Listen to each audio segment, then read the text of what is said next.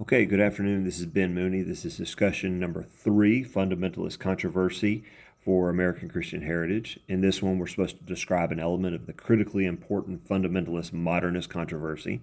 I chose the Scopes trial because it was easy. It was just listed there as one of the examples of things we could cover.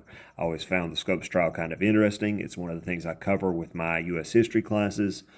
And it's not too far from me. Dayton, Tennessee is not terribly far. We can drive there in the morning. It's not that big a deal. So I chose this one. I also do, in the progressive era, talk a lot about William Jennings Bryan. So it's always interesting to see someone you cover in one part of history in that, taking part in another part as well. The primary sources for these, I found so many interesting bits of trivia about this case and about what everybody was talking about. I didn't know too much about the fundamentalist modernist controversy until this course, and to see it actually mentioned in the New York Times as, is this part of the fundamentalist modernist controversy, was really interesting to me, that even at that time they were talking about it in that way. One of the best or most interesting articles I found was during the trial out of the Washington Post, where some of the questioning that was going on in the Washington Post is with regard to this evolution versus religion in school, and to what degree would other religions be allowed? They actually quoted, what about the Quran? What about Confucius? What about Buddha? Would these things be allowed to be entered into American law with, Christianity obviously being in there? Really neat. The Milwaukee Leader, during the trial, or perhaps just a couple of days before the trial starts, actually reported about the Liberal Church of Denver bestowing a doctorate on John T. Scopes, the guy who was in trouble, the substitute teacher. He taught a biology class that the textbook actually mentioned evolution, so he ran afoul of Tennessee's don't teach evolution in classroom law. Of course, Clarence Darrow got brought in on the side of the defense to defend him.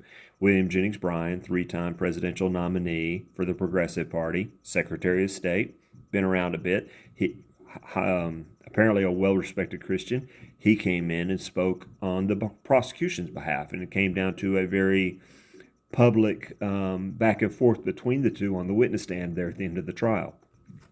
But this Liberal Church of Denver bestows a doctorate of universal religion on John T. Scopes, and they basically gave him a mandate to go out and start some evolution churches, speaking about evolution in the modernist way of going around things. The most interesting bit of news I found was out of London.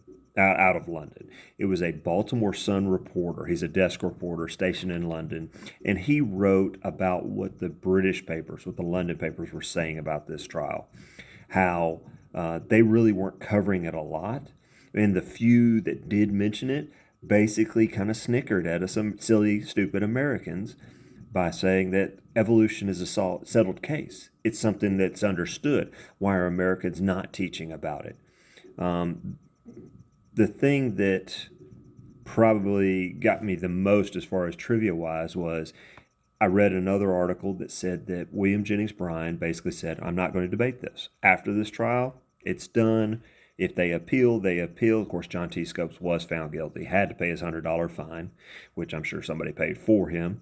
But Bryan's like, we're not going to talk about this anymore. And he never did. And I didn't know why. The London paper says that his family went with him. This family was with him in Dayton, Tennessee. He was speaking at a church. He taught Sunday school and a number of other things. And actually, at the end of the trial, 2 days later, he was found dead in his hotel room. He had passed away. So there really was no reason, no opportunity for him to go around and speak out about the Scopes trial. So all in all, I thought this was a really interesting topic. And I can't wait to see what you guys think about it. Thanks.